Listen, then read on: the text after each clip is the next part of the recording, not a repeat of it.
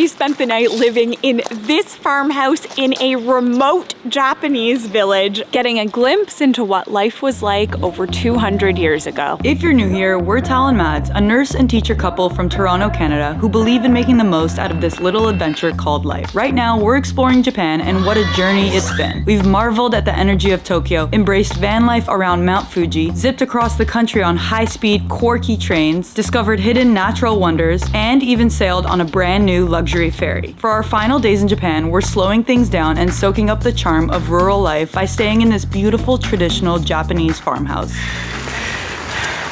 This is where we're staying, but we don't know how to get in.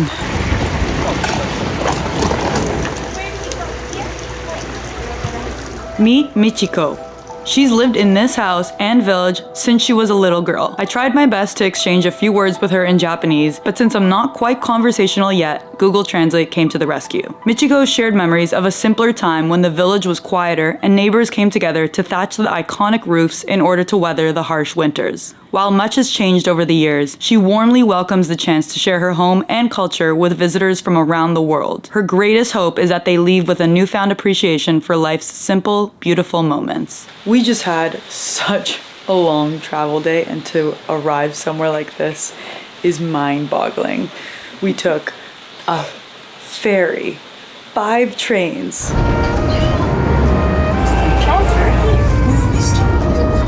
And a bus to get here, all in the pouring rain. So I think it's time to get into some dry clothes. You know what that means. This is exactly what I want to be putting on right now.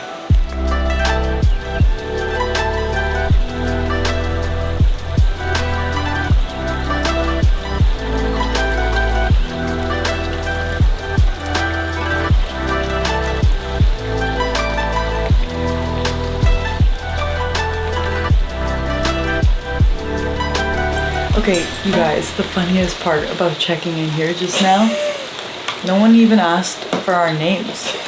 No information. And we really didn't know where we were going. Like, we had to keep checking the map. We weren't really There's sure no if we signage for anything. in the right place, so hopefully we are. Number 11. Okay, so? What number are we? I don't know. Just go knock on the door.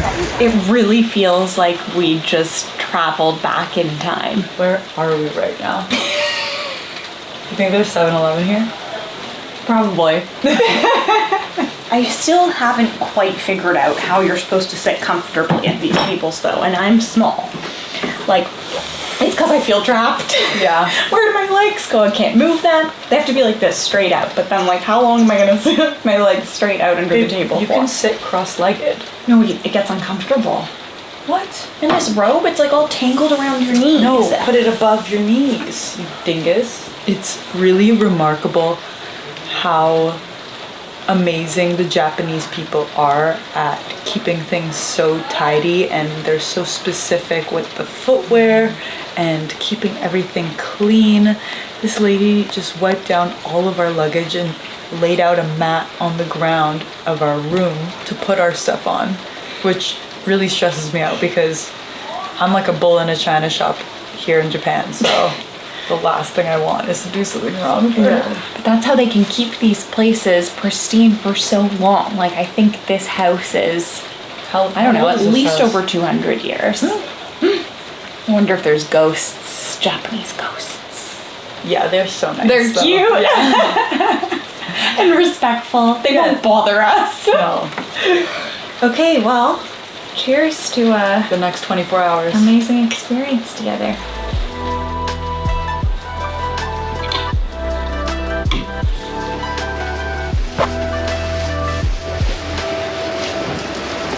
Time to explore a little. The view of these gasozukuri houses with the mountains and the mist and the clouds in the back is just like surreal. It feels so cozy right now, and I'm just picturing how it would look and feel in the winter. Oh my I feel like gosh. it would be too cute. Yeah. It's crazy how tall some of these are. Like, look at this. This is like four floors. Like, if you look at the roofs, the thatched roofs, they are so thick. They look like woolly mammoths. Oh my gosh, look at these. Oh my god. Look at the color on this thing. Look at this one.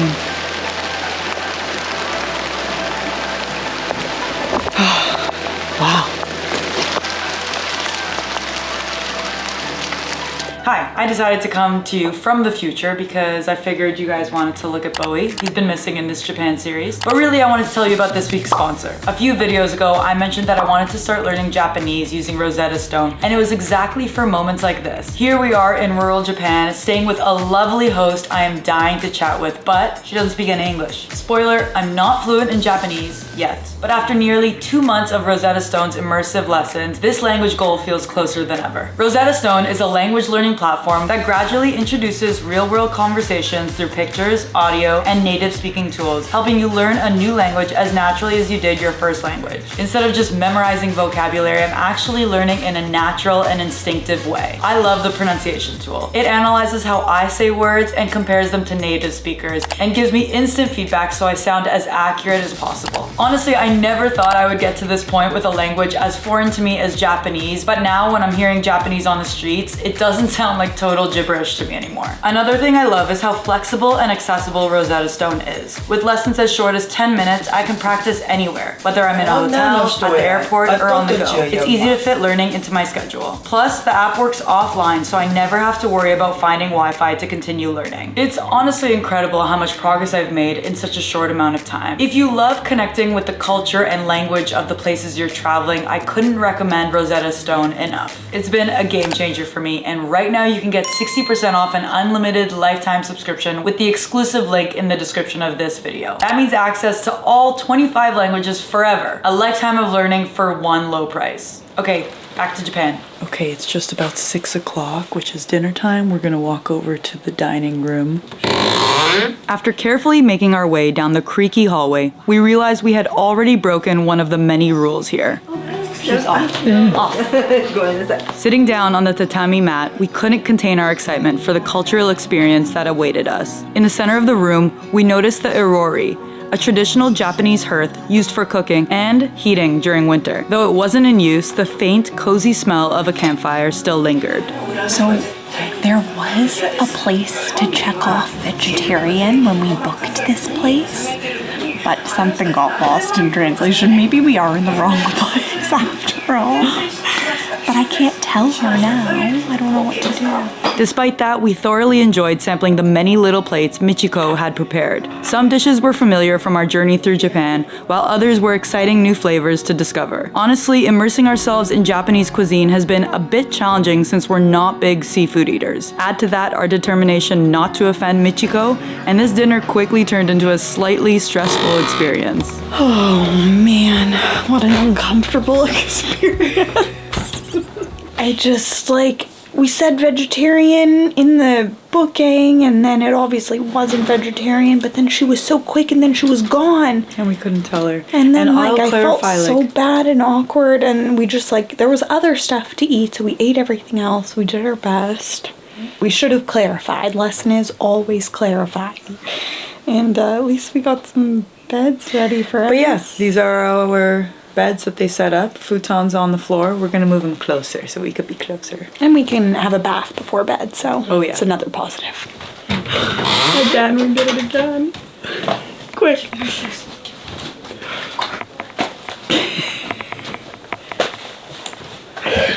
Oh my god, we're gonna get kicked out of this place.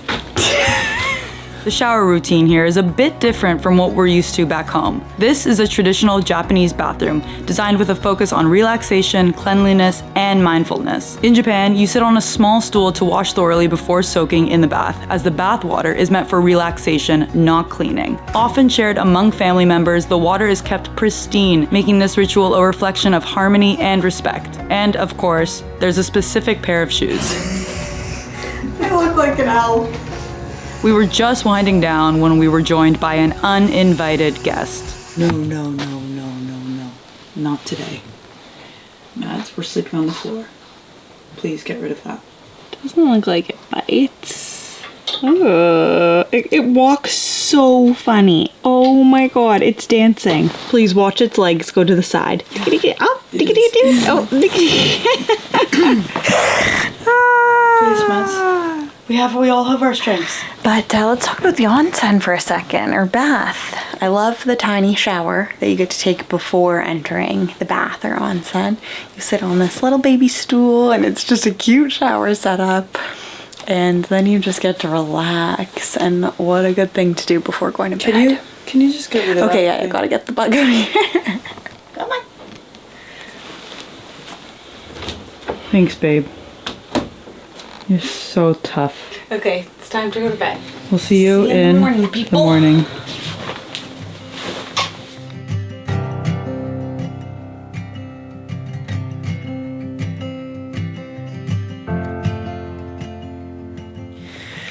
Good morning. Oh. Good morning. Come in. Arigato. That's the breakfast call. We gotta go. But look at this view. We told her last night that we're vegetarian, so hopefully breakfast goes a little better. To be honest though, we're not huge breakfast people. It's pretty early. I'm not even hungry. Oh, there's the light.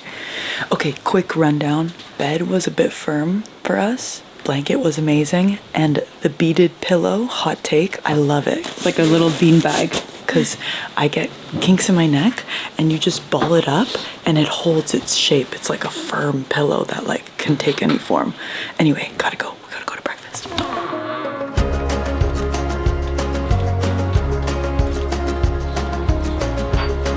It's so warm and cozy in here. Our room is getting a little chilly.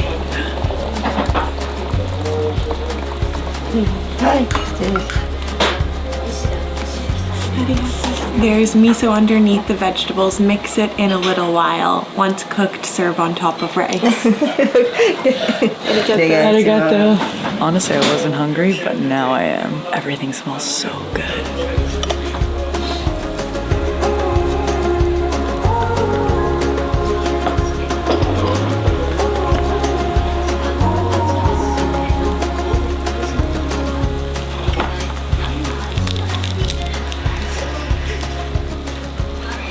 I knew they had tuna auctions, but I did not know they have mushroom auctions. We're heading out on the town, on the village. Heading out on the village. Okay, it's definitely the chilliest morning yet. We didn't quite come prepared for this cold weather. So today I'm wearing a skirt and leggings. Ooh, cute mode, sport mode. Innovative. I just can't believe how old these structures are and how many different seasons they go through. So it's not like they're over 200 years, but you know, it's a mild climate. They go through some intense winters here and intense rain weather. It's so impressive. And my favorite fun fact that we learned about this area is that the term gasso, which refers to the type of architecture here, actually means prayer hands in Japanese. So the rooftops were built to handle the snow, so the snow can fall off of them, but they also resemble prayer hands.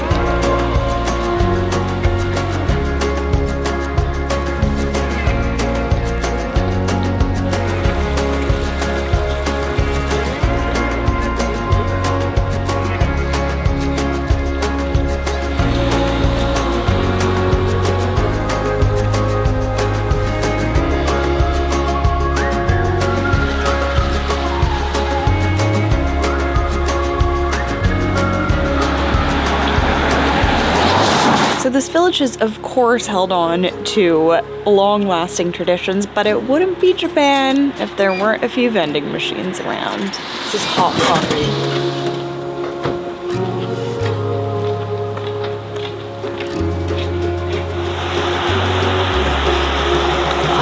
I tried to succumb to the experience, just having some light jasmine tea for breakfast, but they didn't my coffee fix. You gotta just see how thick in relation to my arm this roof is. It's like wider than me. It's not that wide.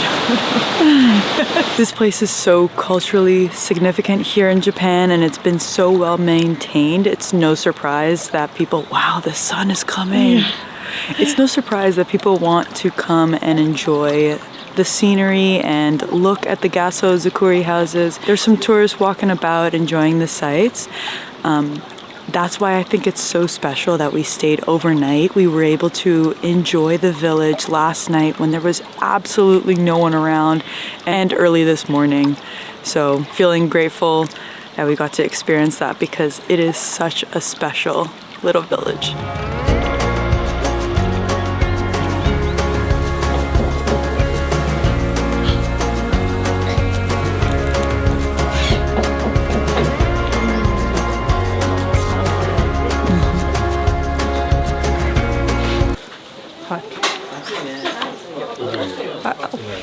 Staying in this traditional Japanese farmhouse with Michiko as our host has been such a special experience. From her warm hospitality to the little glimpses of rural Japanese life, it's something we'll never forget. Thank you so much for joining us on this journey through Japan, diving into its rich culture and traditions. From the vibrant cities to the peaceful countryside, every moment has left us with memories we'll cherish forever. If you enjoyed this video, don't forget to give it a thumbs up, subscribe for more adventures, and let us know in the comments which part of Japan was your favorite to explore with us. And of course, we hope we made you smile.